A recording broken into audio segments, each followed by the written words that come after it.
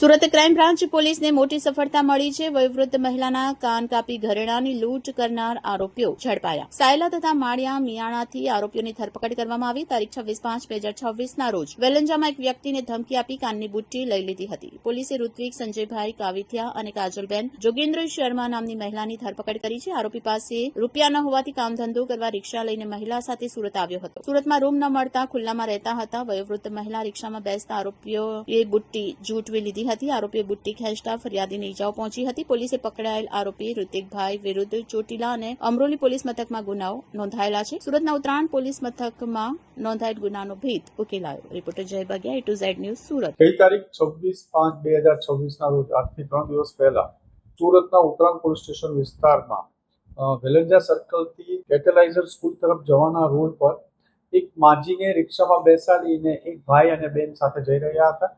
થોડા આગળ જઈ રિક્ષામાં જે માજીને બેસાડેલા હતા રિક્ષા ડ્રાઈવર અને પેલા બેને એને ધમકાવી એની પાસેના કાનમાં પહેરેલા એરિંગ્સને આપી દેવા માટે ધમકાવ્યા। તે ન આપતા જ્યારે માજી જબરજસ્તી રિક્ષામાંથી ઉતરી જતા એ કાનમાંથી જબરજસ્તી ખેંચી અને કાનની બુટ્ટી કાઢી લેવામાં આવી હતી, જેમાં માજીને 7 ટાંકા પણ આવ્યા હતા અને ત્યારબાદ પોલીસને જાણ કરતા ગુનો દાખલ કરવામાં આવ્યો હતો। અનડિટેક્ટ લૂંટનો ગુનો હોય જેથી લોકલ પોલીસ સાથે ક્રાઇમ બ્રાન્ચની અલગ અલગ ટીમો કામ કરી રહી હતી, જેમાં ક્રાઇમ બ્રાન્ચના પોલીસ ઇન્સ્પેક્ટર JN ઝાલા અને PSI AR ગામિતને માહિતી મળી હતી કે આ ગુનામાં સંડોવાયેલ ઈસમ સુરેન્દ્રનગરના સાયલા તાલુકાનો ઋત્વિક નામનો માણસ છે।